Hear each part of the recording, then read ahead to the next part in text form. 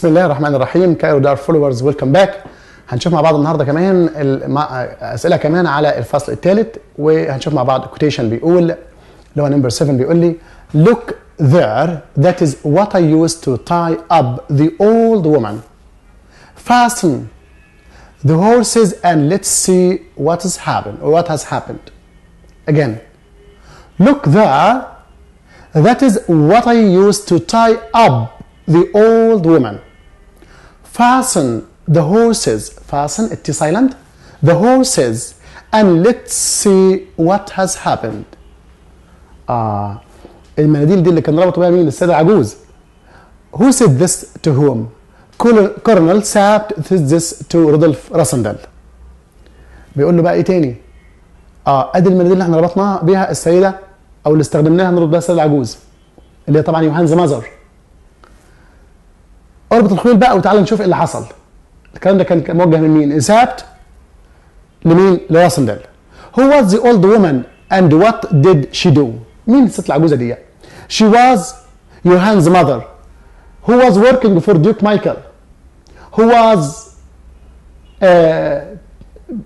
put into the cellar with the king. تم وضعها طبعا في القبو، ولكن she was tied up مكتفه عشان because she overheard what Colonel Sapt said. سمعت الخطة بتاعت Colonel Sapt. Sapt's plan to prevent Duke Michael, she overheard Sapt's plan to prevent Duke Michael from taking the crown. What did the speaker use to tie up? استخدم ايه؟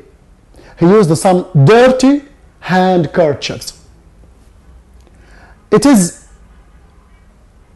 It must have been the old woman who told them what had happened. Somehow I understand now. عشان تاني it must have been the old woman. ده استنتاج احبائي. لازم السيدة العجوز هي اللي بلغتهم باللي حصل. Somehow I understand now. Colonel Sapt said this to Rudolf Rassendyll. Who did the speaker mean؟ يقصد ايه by them؟ بكلمة them. the pronoun them قصده بيه ايه؟ He meant Duke Michael's men. قصده رجالة ديوك مايكل.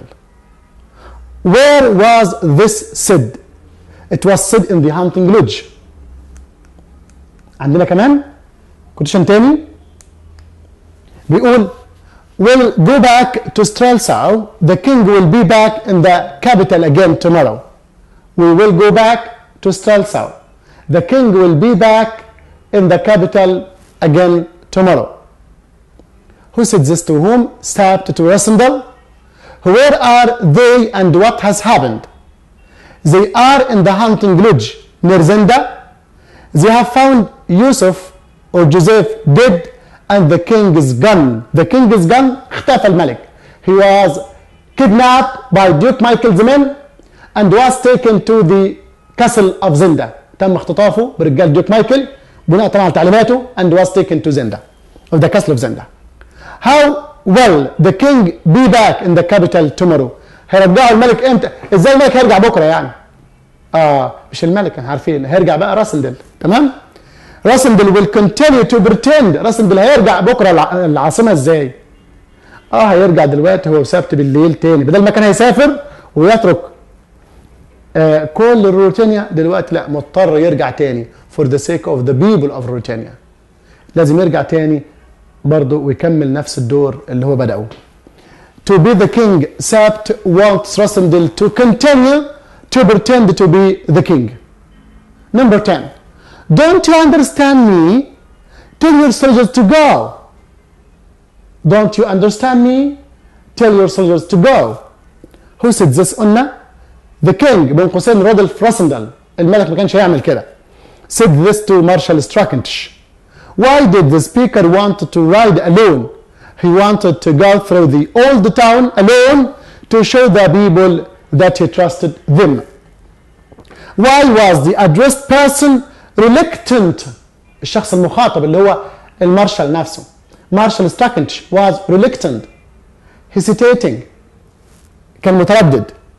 To carry out the order. ينفذ أوامر رودولف راسندل بين قوسين the king. Marshal Strakensch didn't want the king to ride alone through the old town. because people there supported Duke Michael and he could be killed there. تمام؟ ايه رايكم احبائي ننتقل لنوع تاني من الاسئله اللي هو find the mistake؟ نشوف مع بعض. بيقول لي find the mistake. طبعا uncorrected. ملحوظه ثانيه ان ممكن في find the mistake اغير كل الجمله. قد تكون المعلومه كلها خطا يعني مش كلمه واحده. بيقول لي هنا راسندل rode in a horse with Princess Flavia. راسندل rode in a horse with Princess Flavia. In a what? Lord Topham that Rasindel was not said that Rasindel was not the real king. ناقصه كلمه سيد عندنا. يا ترى لورد توفم استطاع ان يقول ان راسندل مش الملك؟ نشوف. يوسف rode with Duke Michael from Strelsau. يوسف or Joseph rode with Duke Michael from Strelsau. Princess Flavia was a beautiful young woman with black hair. with black hair يشك. طبعا دي كانت الاسره الملكيه. احنا قلنا ديوك مايكل was with black hair كان شعره اسود لان his mother was not from the royal family. لكن Princess Flavia her father and mother were from the royal family. والroyal family تمتلك هنشوف بقى شعر ايه؟ يا ترى black hair ولا؟ نشوف. Number 6. King Rasindel was kidnapped by Michael's men. تم اختطاف راسندل وسط رجال ديوك مايكل ولا كينج مين؟ نشوف. ماكس هولف was killed by Duke Michael's men. اللي تم قتله فين؟ في اللودجنج هاوس او في الهانتنج لودج. كان ماكس هولف ولا يوسف؟ You have to decide. Number 8. Johan's mother is freed by Duke the king's men او by the king's men. بلاش كلمه ديوك مش موجوده في الموضوع. جمله ثانيه يا احبائي. Johan's mother is freed by the king's men. مامة يوهان تم تحريرها بواسطه مين؟ رجاله الملك ولا بواسطه رجاله ديوك مايكل؟ You have to decide again. Number 9. Sat and Rasindel heard cars coming behind them. Cars at that time أو in that age في العصر ده؟ نعم. بالتأكيد انتوا عارفين ما كانش فيه cars كان فيه كلمة ثانية. Rasindel was happy when he saw Lord Topham from England. Rasindel لما شاف Lord Topham كان طبعا was greeting people أو important people and ambassadors. شاف Lord Topham جاي ناحيته. الراجل Lord Topham ده was English بلدياته بقى. يا ترى was happy to see him or not؟ ولا كان قلقان؟ هنشوف. شوف الإجابة مع بعض يا حبايبي.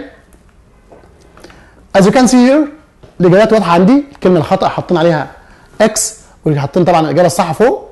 Rasindel rode in a coach أن عربة بتجرها الخيول with Princess Flavia. Lord Topham but Duke Michael could know or could recognize that Rasindel was not the real king. Max Holf was Duke Michael from Strelsau was with Duke Michael. يعني ماكس هولف كان مع Duke Michael was with Duke Michael from Strelsau. طبعا كان جايين مع بعض الاثنين من ستريلسو باتجاه ذا كاسل اوف زندا.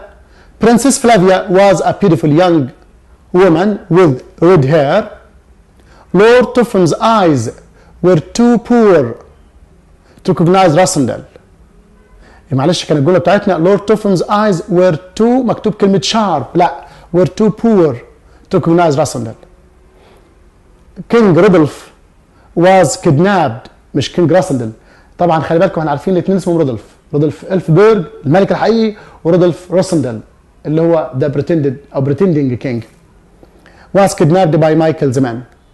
Yusuf was killed by Duke Michael's men. Johan's mother is freed by the king's men, not by Duke not by the king's men but by Duke Michael's men.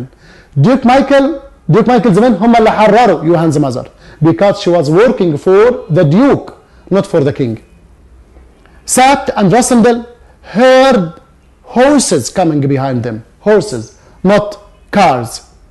Rasindel was happy or worried when he saw Lord Topham. For sure he was worried. كان قلقان أو خايف إن الراجل ده might or may recognize him and say that this is not the real king and this is Rosendal, the brother of Lord Burlesdon. اوكي احبائي، كده يبقى احنا غطينا الفصل الثالث. طبعا احنا يعني عاملين لكم الكلام ده كله مش بس شرح، لا ده عندنا فلاش كمان موجود فيه زي ما قلت قبل كده كتير قوي. الكلمات، كل الكلمات الصعبه ليها ترجمه موجوده عندنا. انا طبعا يعني علشان وقتنا بندي بعض الاسئله. صحيح الاسئله ما بغطيش كل الفصل، لكن ده ما يمنعش انك انت عندك بالاضافه للشرح ده في اسئله كتيره جدا، وكلها كمان في اسئله كتيره جدا مجاب عنها. يعني سيادتك ممكن تقرا وفي نفس الوقت تحاول بقدر الامكان انك انت تستوعب. اي سؤال هيقابلك صعب احنا بنديك كمان، عاملين كمان هوم ورك او هوم اساينمنت، بنديك واجب بعد ما تقرا الفصل وتسمع للشرح وتشوف الاسئله المجاب عنها ويبقى عندك كم كبير جدا من المعلومات، ارجع حل الاسئله. اي سؤال صعب عندك سيبه لنا بس في كومنت، قول لنا يا جماعه السؤال ده صعب انا مش عارف اجاوبه. تاكد هنرجع له احنا ان شاء الله ونجاوب السؤال بتاعك. تمام؟ طبعا نتابع، عندنا في اسئله تفاعليه كمان على الموقع. شوف الاسئله وحاول تنشط ذاكرتك كده، مش بس في القصه لا كمان في الكتاب. وعندنا كل يوم كمان جديد مش بس في الانجليش، في كل المواد. تمنياتي دايما بالتوفيق، الى ان نلتقي. Good night and goodbye.